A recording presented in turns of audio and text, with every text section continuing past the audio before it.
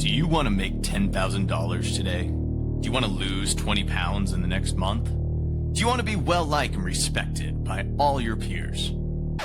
We can't help you with that. You've come to the wrong place. But if you do want to earn an hour of CPE credit for listening to this episode, right after you finish, head on over to the Earmark app, take a short 5-question quiz, and you earn 1 hour of CPE just for listening to us. Happy quizzing!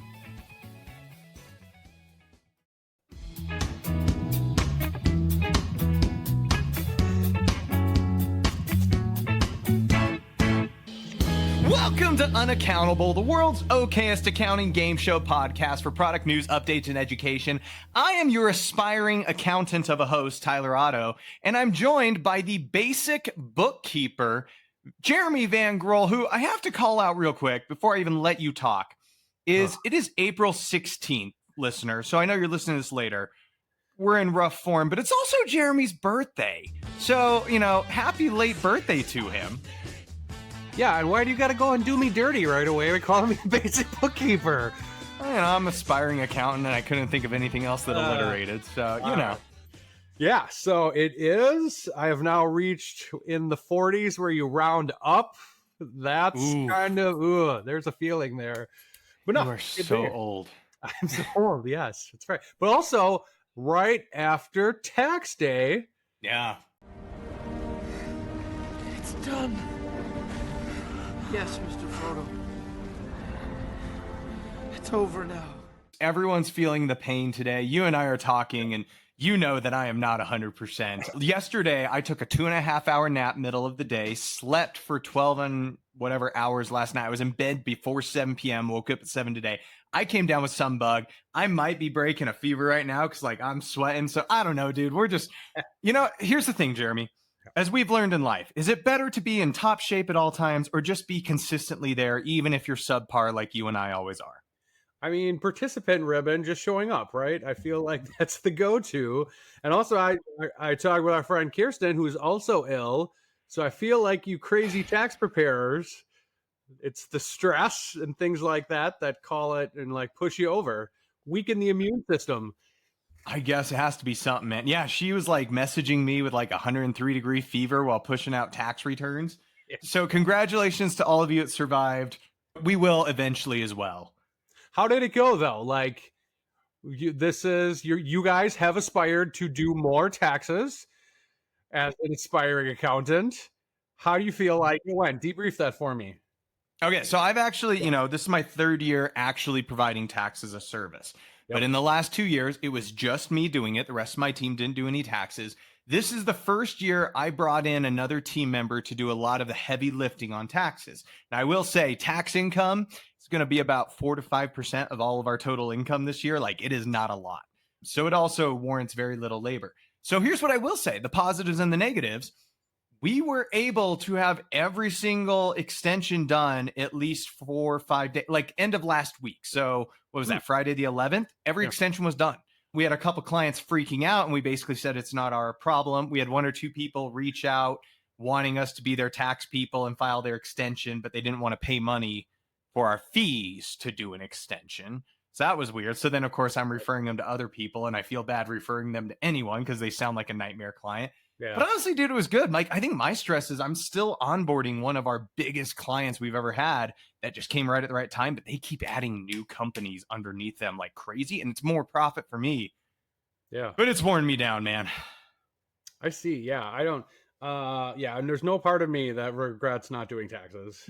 And already the day after tax day is already the best day of the year, so I don't need another reason to celebrate. You would love it, birthday boy. But yeah, I mean, I don't know. There's a few things in the news this month, but I mean, anything on your docket that you wanted to cover first? No, I just let you fly with this one. All right. Well, first up, I do want to call out, this was an interesting one, but do you follow the Tax Dome online social media communities at all?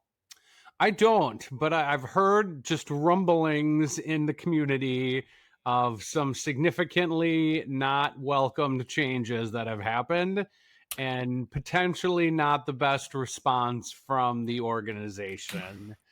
So here's what I will say. TaxDome over the weekend, I'm in a lot of those social media communities, and people are posting that clients can't get into the portal, employees can't get into the portal, KBA signatures aren't working. And then, worst of all, Tuesday morning, April 15th, they had scheduled downtime maintenance for what was it, like an hour and a half or something, 2 hours, 5 a.m. Eastern on tax day shut down, and people are just posting like, hey, my workday starts at 5:30 and I'm locked out for the first hour. So there was a lot of people. TaxDome did get ahead of this a little, and they reached out and told everyone that there were some issues, primarily that they detected attempts to log in using exposed credentials from elsewhere outside of TaxDome, and their system successfully blocked it before any access could occur. So they took proactive measures to protect every account, including logging everyone out and requiring password resets from everyone. But it also sounds like for some people, these password resets did not work, like get your backup method sent to you. And so people were locked out for extended periods of time. Now, they acknowledge that the timing was rough, not ideal. Jeremy, how does this hit you if, a company comes out and says, hey, though, it was for security purposes? I don't know. Where do you sit on this? Oh, that's a tough one because a part of me wants to be like, good on you guys, right? I'd rather have it down and them fix the things than somebody hacking my system or putting in fraudulent returns or anything like that. But still, just the worst timing. Oof. But like was the downtime actually scheduled? Like, So, yes and no.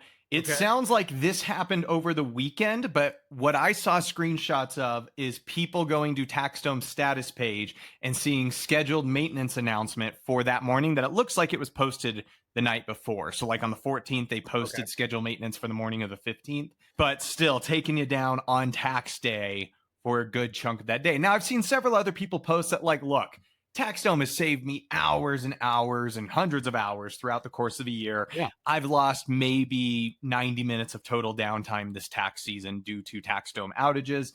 In the grand scheme of things, is it anything? I've also heard other people say, though, there were issues with like KBA signatures not going through, complete errors, portals being unavailable. Yeah, it's an interesting time for them. Yeah, as long as it wasn't previously planned, right? Like they didn't a month ago say like, hey, we're going to take this offline on April 15th for an hour. This is a wonderful idea because that is the most short-sighted thing. And can I just say I hate KBA things? Like seriously, my wife and I were trying to go through, and who remembers real quick, KBA, tell them what that is for those that don't know. I don't even know what it stands for, honestly. I had knowledge-based authorization. So it's the signature that you have to do if you ever do one of those ones where it says, hey, we're going to ask you about your history. Which of these vehicles have you ever owned? Which address have you ever been associated with? What was your best friend's cousin's lover's dog's name in 1992? Exactly. And who knows these things? Like I moved 4 times in college, right? That I was like, it was a dorm, and then I was in these things in the summer and whatnot. I don't know what address that is anymore. There's no way. So it's like we failed a whole bunch of times, and my tax professional has to like resend it to us because we keep failing, and we're like, I don't know what these are, and we've never owned that vehicle. And yeah, it's just those are rough.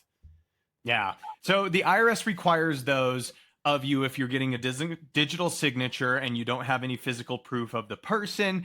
Yes, sometimes I skip these for my mom, my dad, my brother when I'm doing their taxes, but I sometimes want them just to test out the experience. But you're right. I can almost tell you 99% of the time ahead of time which of my clients are going to fail KVA, and they do. Because there's just certain ones, they're a lot like Jeremy Van Grohl, and they can never get it done. We've just talked about like we're vastly approaching half a century. How am I supposed to remember where I lived when I was 19? Come on. Yeah, no good. Well, anyway, let's talk about some other interesting things going on. So all the things with the current administration, right, and mostly with the tariff announcement things, has put the stock market and investments into all sorts of volatile, crazy disarray. And you and I were talking and sending each other some video messages, and I gotta just talk through this for is you tried to time the market, right? It's like, hey, I feel like something's gonna go wrong here, and pull my funds out and then reinvest them somewhere else. How did that go? And then I will give you my thoughts on it from my tone, which you probably already know. Well, Jeremy, so let me ask you this. If one of your friends says, hey, I'm going to try and time the market, now, we are not CFPs. We are not giving investment advice. Oh, no, absolutely not. But if one of your friends says, hey, I'm going to try and tell the market, what is your time the market? What is your advice to them? No, God, no, don't do it. You're not smart enough. Like, I don't have that smart of friends. I have some smart friends. And like, unless that is your whole job of knowing market conditions and what the reaction of it will be and timing of it, there is no way where you will consistently do well with this, in my opinion, that you are going to beat overall normal returns for things. So I agree. I would tell every one of my friends, don't try and time the market. I have never tried it before. And What? you are right. On Wednesday the 2nd, because this is the first time you and I have recorded since Trump announced all his tariffs. Yeah. And on Wednesday the 2nd, about 2 hours before I know he's going to announce tariffs, because it's all over, his Liberation Day. Yeah. And I said, you know what? I remember like back in the pandemic, right? As everything was going to crap. And I'm like, why didn't I take my money out? I was willing to bet things were going to go down. There were a couple other times in history where I've been like, I was willing to bet. And so at that moment, I'm like, I am willing to bet nothing good comes out of today, enough that I'm going to take a significant chunk of my retirement portfolio out, put it in cash for a few days, and see what happens. So this was before he announced a single tariff. Now, I will spoil the ending. I am net up. Okay. And as of today, I've officially bought back in on everything. So I am done. I am out. But I've learned a lot of lessons along the way that prove how lucky I was. All right, do tell. Okay, so first and foremost, I'm sure you're like me. Do you have funds in all these different random accounts? This past 401k, the IRA you set up with your best friend's buddy, that's a retirement planner. You got an old Fidelity one, a Robinhood account you were goofing off, your HSA. Like you got funds in every brokerage everywhere, right? I do, because you're supposed to diversify. And my internal feeling is if it's in a fund with a whole different financial institution as well, and a 401k from 3 jobs ago, that is still more diversified than me bringing it all to one financial institution and putting it all together. So yes, lots of them hanging out there somewhere. So I have this old Roth sitting out there that's with Fidelity that had like 10K in it. So I just go liquidate that to cash. Easy, done. Okay. Then I go to my HSA, and my HSA, you can't do it immediately, but you can liquidate the funds by whatever the price at the end of day is. So I go in, I do that. Great. Everyone's happy. And then I want to bet, I have an old simple IRA from when I started this company. Eventually we rolled over to 401ks, and I wanted to liquidate that. Turns out the guy I set that up with, I have to call and get a hold of him to do anything with that money if I wanted to, or I can invest it in other accounts. And I didn't, because it's like I'd have to move it into some other fund, and I didn't know what I wanted to do. And I was pretty sure I wanted to move it to a money market account, but I wasn't sure. So I skipped that one. That was a big chunk I was sitting there ready to do, and I didn't. And then lastly, I have my Guideline account. Guideline doesn't let you put it to cash. You can only move it to something else. So I moved the balance in my Guideline 401k to like a money market account. Yeah. Next 2 days transpire, I look great. Okay. In fact, I look so great that on Friday, I'm like, I'm going to go find that big simple IRA and I'm going to figure out how to convert this. So now I'm chasing the market. I no longer I had the bright idea on Wednesday. Now I'm doing something dumb, which is betting after all the gains have been recognized. Turns out that the money market account I put in, this is first lesson, is know which accounts you can convert to cash and can't, because I just had to put it in some other account. Otherwise, it was going to make me cash out completely and pay taxes on it. So that was annoying. But also, I didn't realize that when I went to do an exchange, it would take another 2 days to complete the exchange from what it was in to the other one. Okay. So now I'm really in deep crap, right? Because it's already in process and it's 2 days. Now, luckily, the moment it processed, it was like ready by late Monday. I processed it. It got me out late Tuesday, right before Truff said psych on all the announcements. Yeah. And it went back up. So I lucked out, but I was not aware of that. I was also not aware that Guideline took 2 days sometimes to exchange back. I missed the window on coming back down on the ultimate low because I didn't know how Guideline did that. My Roth account with Fidelity, boom, bought back in, nailed it. Like, dude, you look at that peak, I timed it perfectly with that small amount. My HSA, again, I had to wait until the next day, close of business to get that price. And so like overall, I'm net up. But dude, I had no idea how all my different institutions worked and what Yeah. act of Congress I had to get and call who to get it done. I am lucky, Yeah. very lucky at all those blind spots did not come back and bite me in the butt. Yeah, and that's good foresight, right? Is to know these things, right? And I immediately, whichever one it was where I would have to call somebody to move money, that would be the one where I would take it out of immediately because I want to be able to, even though I don't touch it, I want to be Yep. able to do that and readily. So, well, good on you for doing that. Yep. And I feel like I'm not an advocate for like doing these short-term things. No. However, like when COVID happened, I knew that was like a long-term, like this is going to be down for a while. And like, for example, a airline stock, I bought that almost near the bottom, right? Because I'm like, there's no way travel isn't going to come back someday. Yep. Right. So like, to me, that was an easy call. I was like, hey, I have a couple $1,000s thrown around. I'm going to buy this airline stock. And that has gone up very significantly since then. So longer trend terms, I'm cool with that. Short trend ones, I feel like it's going to be tough to do it, but well done. Well, so here's the thing. If I had to do it all over again, if you have the gut feeling, I would make that bet again on that Wednesday. If I know an announcement's coming out about tariffs, I would have made that bet again. But I was half-hearted because I wasn't sure about this one account. I really wish that big simple IRA, I would have made the transition into the other account right away because like it would have been great for me. But B, I regret on that Friday trying to chase it later on. That was dumb. That was super dumb of me. Would not do it again. But hindsight's 2020. So, part of me is like, I didn't leverage more than I think 15, 20% of what I had in retirement, and it wasn't going to go to the bottom. But, like that was the risk I took. Also, the money market funds I put it into, I didn't know the fine print says I have to pay fees if I sell it in under a year. So I also lost 20, 30 bucks here and there on all these little exchanges. Dude, stuff I just didn't know. Yeah, I got lucky. Yeah, well, good. I hate to see, and again, I'm still completely under the camp and just keep buying, right? It goes down, you're now buying at a lower point, goes up, great, you've made some gains, now you're buying a higher point. Let it go, sit there, enjoy the spoils. Thank you. Yeah. All right, Jeremy. Well, as we mentioned, you've been coming back from a conference where you were just speaking at, and I've just been coming back from whatever knocked me on my butt for 16 hours of sleep in the last day and a half.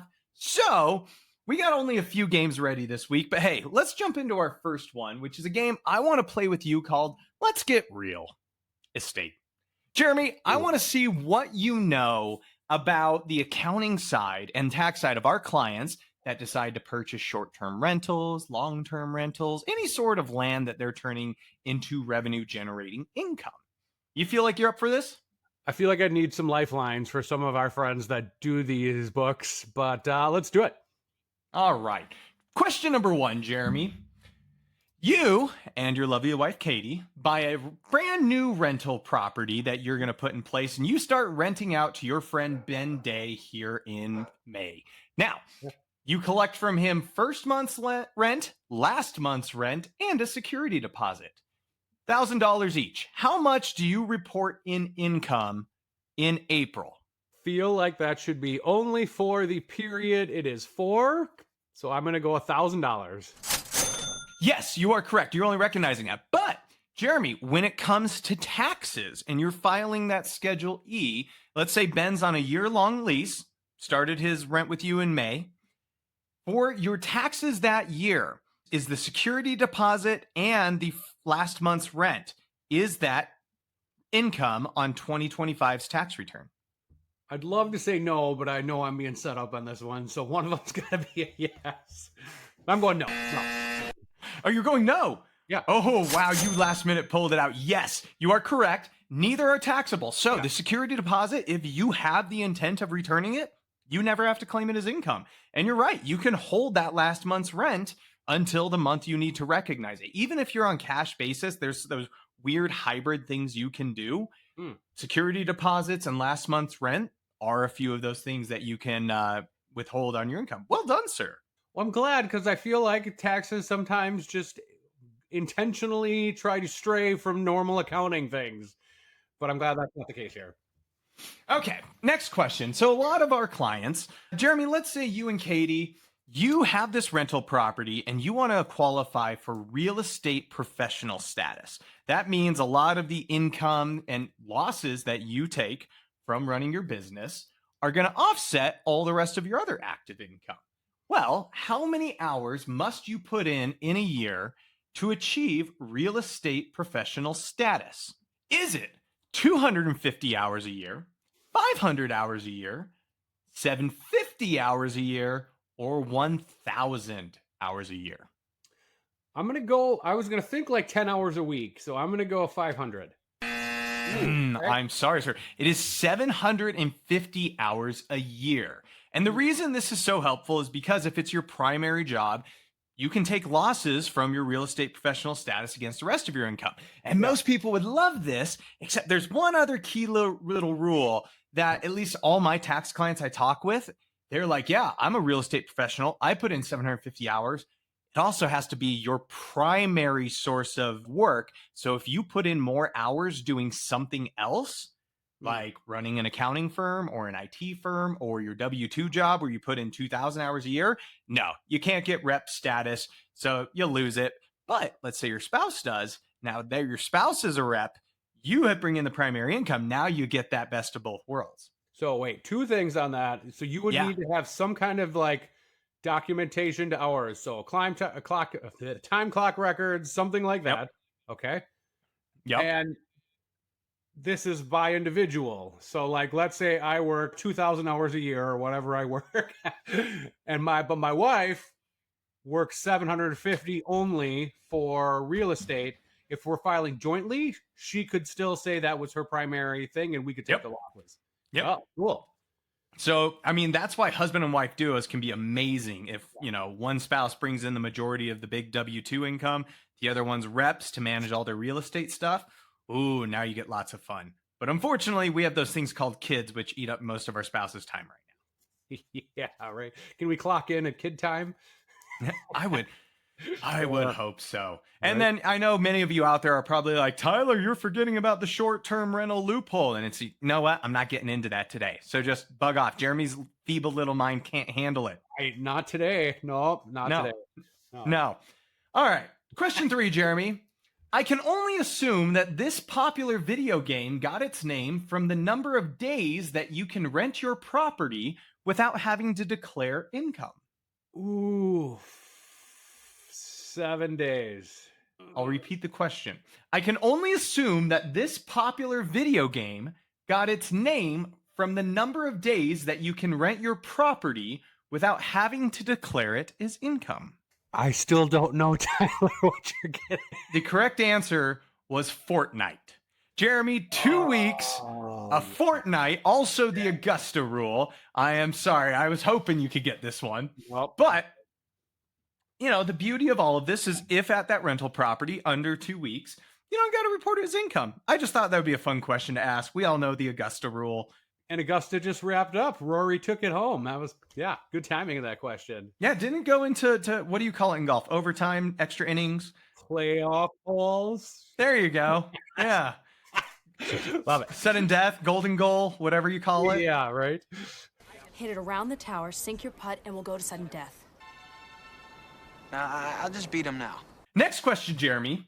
To qualify as a short-term rental, right? If you have a property and it's long-term or short-term, to qualify as a short-term rental, the average length of stay of each renter during the year needs to be under how many days? 1 week, 2 week, 3 week, 4 week? I would think it has to be under 3 weeks. Jeremy, the answer is 1 week. So if the average length of stay is 7 days or under, it's a short-term rental. Otherwise, it's longer, and then it's a long-term rental, at least for purposes. And then there's rules about like how quickly you can depreciate it. But there's a big important thing here. And also people, I said we're not going to talk about the short-term loophole. I know people are going to be like, well, Tyler, the short-term, I know that factors into it. We're not going to break Jeremy's mind. But that short-term rental is important because if you provide what is considered substantial services to your guests, it's now as if you're a hotel, and no longer is it passive rental income. It's now a business you operate, a Schedule C, and you're paying self-employment taxes on all your income, 15.3%, just by giving substantial services. So, Jeremy, I ask you the next question, which your eyes are glossed over. Yeah. When you say substantial services, are we talking like a brothel or like what kind of substantial services are we talking about here? That's why we're going to get into our next question, Jeremy. Which of the following is not considered substantial services when it comes to rental real estate? Oh man. Daily cleaning of the rental while it's occupied, Okay. concierge services, providing transportation, or mowing the lawn while it's occupied. D. I'm gonna go with. You are correct. Routine maintenance, even while it's occupied, that's totally fine. But if you provide things like daily cleanings, concierge, transportation, in-house entertainment, just for your scenario you brought up there, anything like that is considered substantial services. And now you're being treated like a hotel, Jeremy. It's a business. Self-employment taxes, occupancy taxes, and everything that goes with it. You are now a hotel that needs to be remitting everything that goes along with it. It is no longer passive rental income. But obviously, like if you're just cleaning it between stays, right? That wouldn't count, right? Okay. All right. Interesting. I'm not advocating here to stop cleaning their Airbnbs between stays. Don't clean it. Okay. All right. Interesting. Like it. All right. Next question, Jeremy. So as long as it is rental passive income, how is rental income taxed? Is it at 10%, at 21%, at ordinary rates, or at 35%? If this is passive income, doesn't it go on your Schedule E, and that would get taxed at your whatever your ordinary rate is based on your AGI? Yes, you are correct. Ordinary rate. So if it's rental income, it's just going to be whatever you currently get taxed, which is wonderful. Easy to plan, easy to help advise clients. Yeah, nice. Look at you. You know what you're talking about, man. Do you see how I dropped AGI in there too? Just to think I got some tax terms down. Is that another one you don't know what it stands for? It's like KBA to you? Adjusted gross income. I'm good on that one. Thank you. All right. Then last question. When you and Katie realize, you're done with this game, you're not renting out the property anymore. I actually once had a friend who had a rental property that when people left, they took the windows. All the windows, uninstalled them, took out the trim. Yeah, I could see why you sell those properties. Oh. Did they like steal the copper pipe too? Wow. I know. Fleeced. Yeah, there's a lot of money in those walls. Yeah. Now, which type of sale of residential real estate usually gets better tax treatment? Sale of a property you've owned at least 1 year, or sale of a property you've owned less than 1 year? I think you got to have it over a year. If not, you're a flipper, and then you get a higher tax rate. Yes, Jeremy. If you sell over a year, you actually get the beneficial tax rates, which would be long-term capital gains, which depending on your overall income could be 0, could be 15, could be 20%, versus ordinary tax rates, which could get much higher if you're selling one of these properties for a large amount of money. That could push you into 24, 26, 31% tax bracket. So yeah, if you got rental property, hold that a year. Yeah, I think I've heard that before too, that you don't want to get, unless that's your like really what you're doing, you don't want to flip it that fast, right? Like just hang on to it. And obviously having the working capital to keep it invested in that property is important for the first one, but like get there, do all the things, keep it a year, then flip it. And yeah, love it. Love it. Jeremy, look at you. You only missed one there. Proud of you. Oh, yeah. Even after all the degrading things you say about me, man, that's fantastic. Hey team, this message is for our bookkeeping buddies out there. And I know when my firm offered only bookkeeping, it was super hard to find a tax preparer to partner with. Well, if that's you, look no further.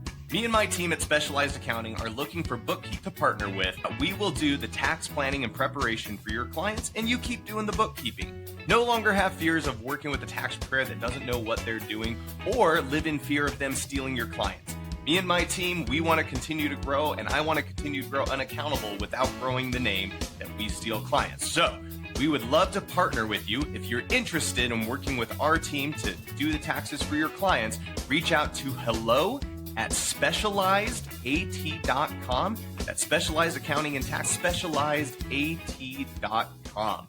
See you soon. All right. With that said, we are already at halftime this week. So let's head on over the sidelines and get ourselves a nice little bite out of an app for our app snack. And Jeremy, this week, dare I propose, we talk about a dinky little software that it's in my tech stack and I kind of love it. It's called Humble Facts. Did you look at this at all? Humble Facts, very briefly. So I saw you had it in there. And I think I've already That's right. gotten over overboard here on my disdain for faxing in Yep. all the ways, right? That the IRS makes you do it. Some of these older Yep. companies like, if you could fax that to me. No, I am not in 1980. I'm not going to fax you anything. Once I stopped playing Oregon Trail, I stopped faxing. That was my rule. So, all right, lay it on me. What do you use this? Well, probably with tax stuff, right? Yeah, I mean, a lot of tax stuff, right? There's documents you got to fax in. Sometimes there's stuff with banks, which guys just ditch the bank if they still requires that. I have a client right now that's needing to mail me a token to get to their bank, a physical resetting token. Oh yeah, that's Gosh. Can you say what Yeah. bank that is, or do you want to go there? Let's not go there. I'd have to go look at it. Dude, we could absolutely do a list of the worst banks out there. But all that being said, I have played around with many a fax system, and some of them, they try to get you to sign up for one little thing and then hold you into like a lifetime commitment to pay for their fax software because they know nobody wants to pay for fax software. Nobody wants it. It's just, and some of these softwares, they're charging like 25, 30 bucks a month.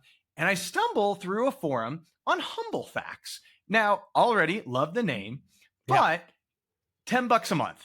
And they are very easily those people that say, cool, you're not going to use it, turn it off. No big deal. Like, have it on for the seasons you need it and don't. A, I just love the price. B, it's actually a pretty slick, easy to use user interface. So like scanning PDFs and like, it's not built 15 years ago where it's just an old software. It works. And it's just, it blew my mind. So as people are surviving tax season right now and maybe looking to change out their tech stack, I say for all you tax preparers, look at it because it's cheap and it works. It's not sexy, but you get email notifications, stuff come in. You can sync it up. It syncs with Dropbox, Google Drive. It has an API connection. Like it's just, it works and it's wonderful. I have questions. Hit me. First of all, $10 a month, palatable, right? Like I can deal that with almost anything. If I'm going to use it for something, good with that. But did you trust this one enough to not set up a vendor ghost card to pay it when you signed up for it? No, I absolutely set up a vendor ghost card for it. But here's the thing. Yeah. They're not like Dext, where when you want to cancel, you have to go through like 14 sales reps and, you know, they argue you signed a 8-year contract and you say, prove it. And then they finally, 3 months later come back and say, okay, fine, we'll cancel. No, Humble Fax, like I've already turned it off and on. They're just like, cool. Well, your number's still here. So, it works. Okay. And I'm just looking through the website here. It says 1 minute sign up. That's a bold claim. And I am debating just starting the clock and trying to sign up for it when we're done here. Dare I argue you attempt it, but it is slick. It is easy. I mean, it's just, they have like pre-built in cover pages and they try to make it as easy on you as possible to like have the format look exactly right. Adding extra team members. You aren't paying more to let your team have access to see the same 3 documents you sent out. Like that's my other beef is everyone's like $14 a user. And it's like, I just wanted my tax employee to be able to log in and see these documents instead of me. They're not charging you for that. It's just, add your team member. And, I think I've got like 6 faxes in there from this year. It's worth it. Okay. The other thing is like a lot of these do when they feel like they're the leader in the space, they have comparisons with like, I've heard of HelloFax and I've heard of eFax. I haven't heard of MyFax, but they have like, we do this check boxes and we don't, and the other ones don't and whatnot. Why is Zapier on here on their list when it doesn't work with them and it doesn't work with any of the other ones? Is it just to let like nerds like us know, like, no, we're not going to work with your Zapier. We're telling you that right off the bat. So don't ask. It's funny you say that because on their website, it says Zapier support they don't provide, but they do have an API. And what's funny is if you can go look up Zapier and Humble Fax right now, you can have Slack notifications for new faxes in Humble Fax. You can send faxes with Humble Fax from your Google Drive, from your OneDrive, from all these different places, automatically save them down in networks, automatically email for it. They've got that built in. So the API connection is there to Zapier, but notice they call out they don't provide support for it. All right. So if I thought there was a chance in hell that you actually would get the faxes that I would send, I would sign up for this and then send over faxes of my butt or something just to mess with you. But I know it's going to go to Kate or somebody wonderful on your team, and they're going to be like, Son of a gun. Why? Why? Yeah. Yeah, that's pretty true. You know, I still regret the day that we're sitting on all those demos with like Ben Stein at Keeper and he shows off like the text in receipts or email in receipts feature. And he shows us all the phone number or the email address he's using in the demo. Why we have never bombarded him mid demo with pictures of Gary Busey or something like that is just beyond me. We're missing an opportunity. I feel like we need to plan that for a future one. Yeah, I'm going to add that to my to-do list right now. Jeremy, all that being said, you know, again, it's not a sexy platform. Yeah. It's one of those, you know, you're looking for the least painful one that isn't like trying, you know, when you just feel like a software is trying everything they can to screw you over just to get your dollar and lock you in. Humble Facts, it works, and it just, they make it easy on it. It's like they know no one wants to pay for a fax software, and they sympathize with you. And I'm losing the term, but sexy faxing. That never works, right? Those two words. I just bought the domain sexyfax.com. Sexyfax.com. Yeah. I love it. All right. All right. Let's move on. With that, like we said, we've had plenty of things to talk about, but we are going to jump right into Fast Figures.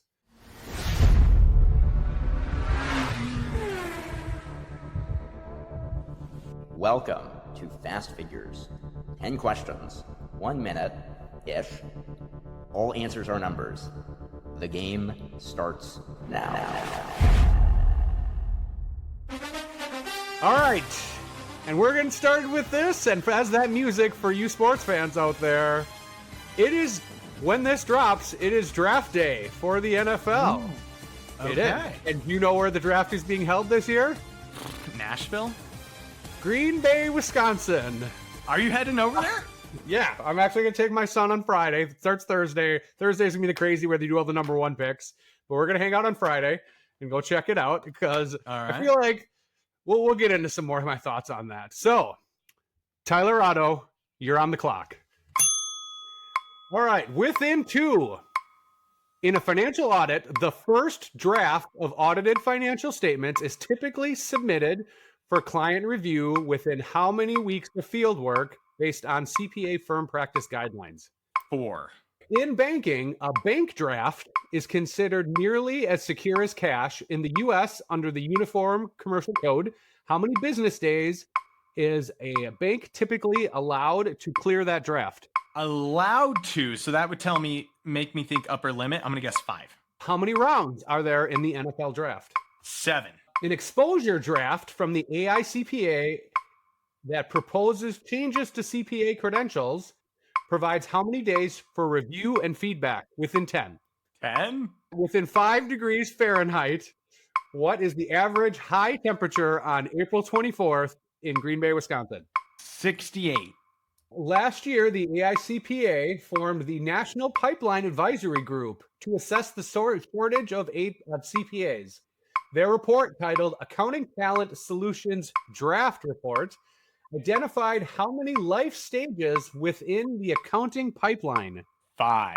In professional beer brewing, a typical U.S. keg of draft beer holds how many gallons? Within 20%. 30. On the IRS draft tax form sites, how many forms are listed? Again, within 20%. 300. Within 5 years, what year was the first U.S. military draft? 1872. Wilson, the famed volleyball friend in the movie Castaway that fell off the raft, was sold at auction in 2021. How much was it sold for? Within 10%. $2 million fell off D-Raft. All right. This might be our most shoddy episode. Also, it took me like 5 questions into like, there's a lot of questions about draft documents.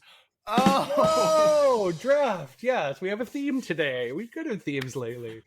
Let's see how you did with your draft. So, in a financial audit, when it is done, when the field work is done, how long does the CPA firm typically have to get out their first draft of the documents? How many weeks? You said 4.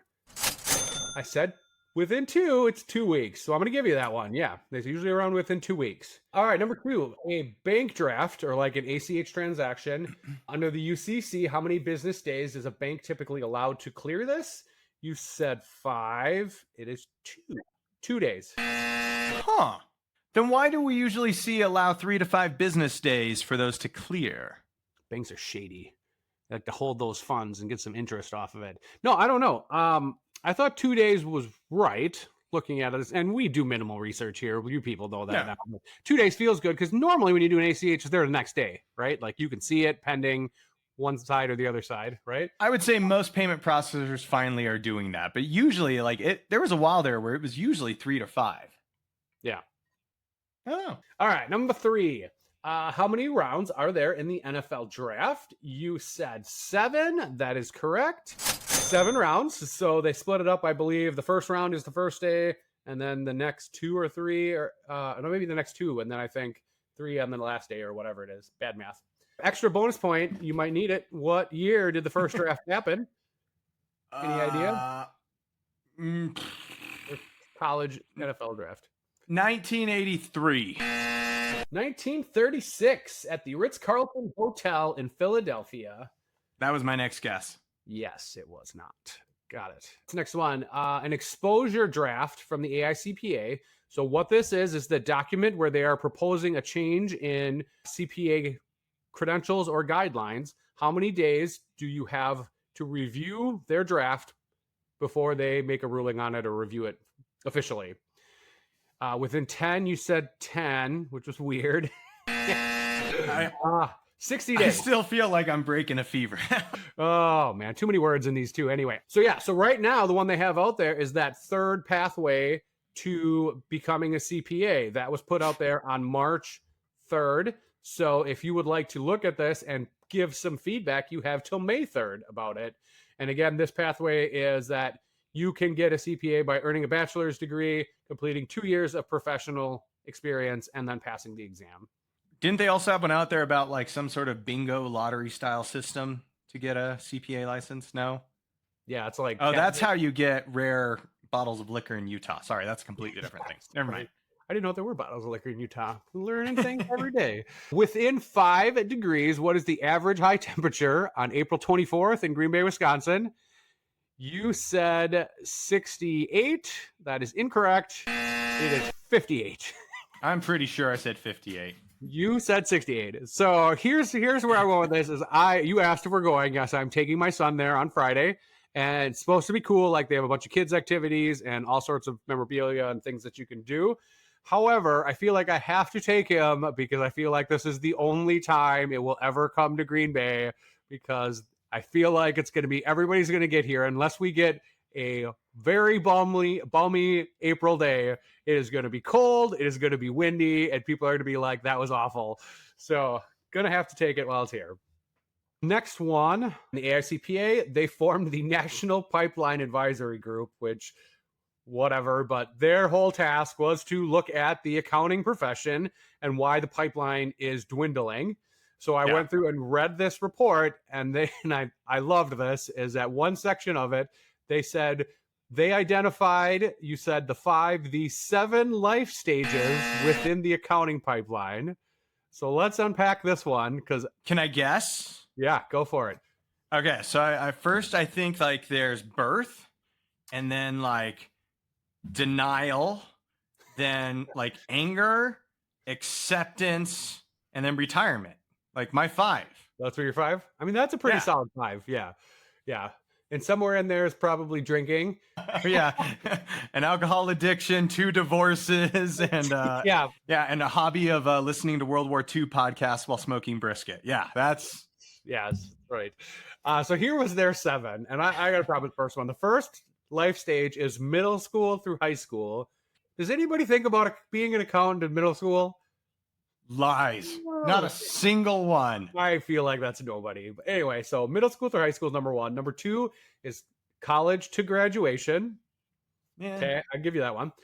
Then preparing for and passing the CPA exam. It's number 3. Wait, can I just ask, that last one was college to graduation? Like they called it... College to graduation. College isn't like... college, They're saying... college to the end of college, like, yeah, that's college. Okay, sorry, go on. Yeah. And you know, if you don't have that new pathway, that college to graduation, does that include the 5th year? I don't know, whatever. Okay. Then preparing for and passing the CPA exam, number 3. Then number 4 is getting licensed as a CPA. That is a life stage. I don't know about that one either. But then isn't that what you're doing when you're preparing? And then the moment like you're preparing and passing, that is the stage. Now you like, is there more? You should know this, or gonna have to know. Is there more things you need to do? Like, do you need to send forms into the state? I mean, yeah, you got to apply and then wait, for an act of Congress for them to approve it and send you your little placard. But so I guess purgatory is what they're calling this. Yeah. Right now, you're in the 3rd stage only in your pipeline. You're preparing That's for true. and passing the CPA exam. All right. And then, so we're on the 5th one is employment 1 to 5 years. I'm sorry, that was, the 5th one. Then the 6th one is employment 6+ years. And then the last one is late stage career to retirement. I get it, but these just seemed a little odd. And I just loved it that there were 7 life stages in the accounting pipeline. I'm like, okay. So this sounds like they're saying, hey, we need to solve the pipeline problem.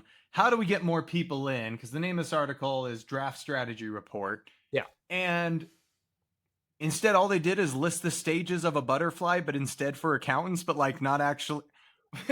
No, and I didn't read the whole thing, but the themes in the talent data, which I feel like are what they're trying to convey with this, on how to improve the CPA pipeline. And there is 6 of those, if you're wondering. The first one is tell a more compelling story.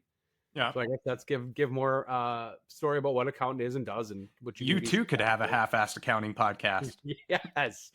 Number 2, make the academic experience more engaging. Fair enough. Okay. Yep. I'll give that one. Yep. Then address the time and cost of education. Absolutely. Yeah. Feel like Yeah. that one's on. Grow support for the CPA exam candidates. So I don't know if that's like prep classes or if that's like an AA group where they all huddle around and are talking about how they haven't slept for 3 weeks because the exam's tomorrow. I don't know. But support. Expand access for underrepresented groups. As long as you don't throw DEI in there, you'll be fine right now. So that's good. Yeah, that's going to hurt you otherwise. Yeah. And then enhance employee experience. So you got to agree with, I think that one's like cut down on the hours and overall not great experience that a lot of people have at major CPA firms. Fair enough. I mean, I think it's worth a read. I'm definitely going to put more time into it now. But yeah, I disagree. Some of these stages are stages. This just seems gratuitous, especially middle through school through high school. Like, who really even knows what they want to do? Yeah. You get out in the workforce, you start doing stuff, and you realize, like, that was awful. I don't want to do that ever again. Yeah, I never want to do that again. Ooh, Yeah. numbers. Hooray, let's do that. All right, let's go through. We got 4 more. In professional beer brewing, the typical U.S. keg of draft beer holds how many gallons? You said 30. It is 15.5. That was my next guess. You were not in there, yeah. Next one, on the IRS draft tax form site, how many forms are listed? Again, within 20%. You said 300. There is 1,147 different forms on the draft site. But doing your taxes is easy, right? Yeah. Oof. Here's the thing, Jeremy. I feel very okay with getting these questions wrong. I'm very good with it. Oh, yeah, 100%. These are. So within 5, what year was the first U.S. military draft? I am going to lean on your fever here, where you said 1872 before the U.S. was really a country in 1876. It was actually 1940, right when World War II was going on.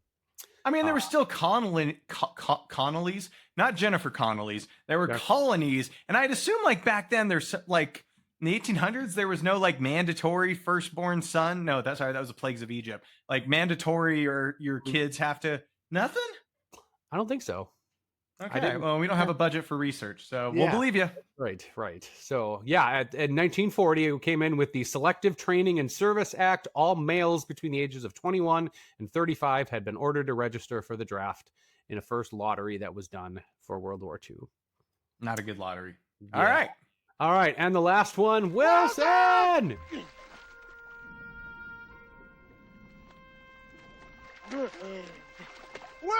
Our volleyball friend who fell off draft. Such a good question. I was laughing so hard when I was spelling that one, and I still am. That the actual ball that was used in the movie was sold at auction in 2021 For how more much- than it should have been. for more than it should have been, but not quite the $2 million that you said. It was actually $308,000 that they bought Wilson for in 2020. At what point do you proudly display that in your bachelor pad, right? When like you buy this piece of art and people come over and is like, "Oh, you have a Wilson replica." Like, "No, that's the Wilson." The Wilson rep. I would actually love a, like, not the actual one, but like a knockoff Wilson, just to have it in my office somewhere. I feel like that would be cool, just to like, Wilson. We can make that happen. Yeah, all right. It has to be your own blood on it, though. There's that. Yep. And also, it is my birthday, listeners. I'll give you my address if you want to send me a Wilson. It's fine. All right. So I think you got 3 out of 10 pretty hard ones. I've been rough on you the last couple times, but yeah, nice work.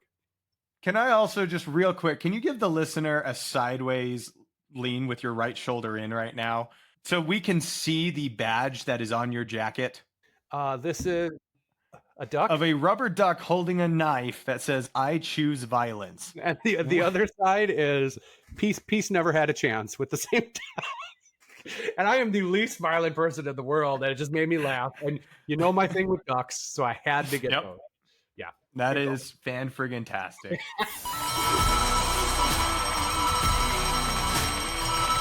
And Jeremy, I'm going to steal from you this week, our winner of the week. But dare I argue, it's every single one of us accountants. You know why? Do you know what else passed us on April 15th?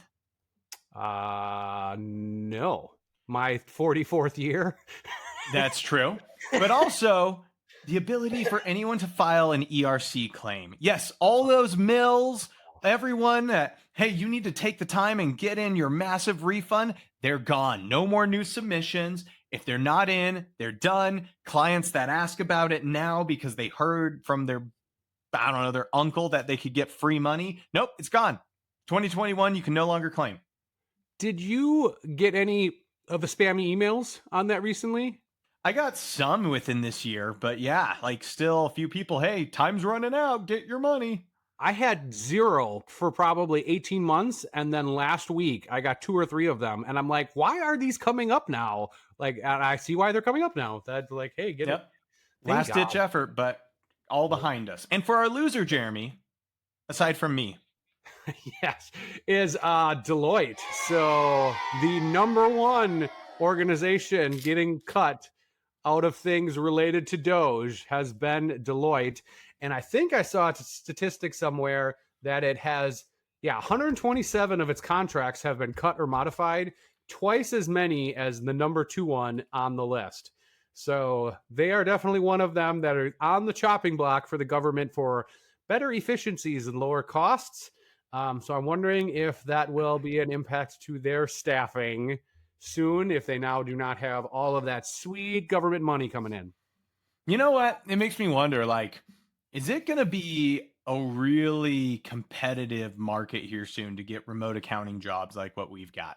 Because think about it. There's a lot of IRS workers getting laid off. Deloitte's getting a bunch cranked out. Like, there's just so much surplus of accountants and then so many companies enforcing return to office that, like, dude, remote jobs are going to be hard to find soon. Yeah, which is good for us, right? As a hirer, right? Is that, like, first of all, theoretically, you could pay less, right? There's more competition. Yeah, and then I was just saying this, and one of my proud business moments is we hired a CPA. First CPA we hired is that she came on, and within, I think she's been with us 2 months, and like put something out in one of our Slack channels that was like, wow, am I extremely appreciative of this organization and its culture and what you guys do, because this is perfect for me, because I love going places. I love having to not be in the office, and this fits me perfectly. And I was like, oh, this is what I need to think of during the dumpster fire times. Yeah. Honestly, I love remote just for days like this, where yesterday I needed to take a nap midday. I could, and then I'm right back at my desk. And then today, where I feel like crap, I would never have gone into office, but I can get stuff done today because I work from home. I love it. Right. And I gave myself, I have too many things going on. I'm catching up, but it's my birthday and there was a day game going on at the baseball team a couple miles down the road. I went there for a couple hours and just came home to do this. So It's fantastic. Well, sir, until next week, another mediocre episode in the books, but we got guests coming up 2 of our next 3 episodes, so we better get back into regular season form here soon.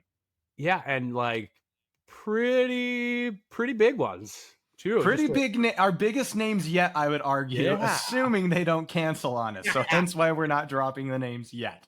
But until then, rest up and we'll see you in here in 2 weeks. Sounds great.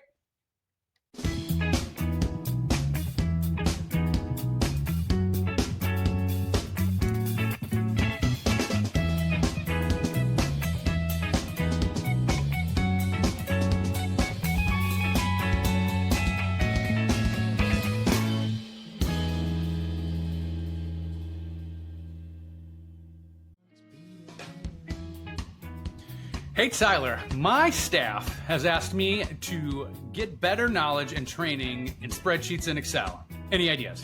Oh, yeah, dude, I'm a little offended.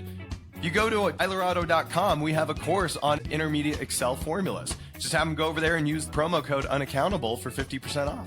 Nice. Gonna do that. Thank you, sir.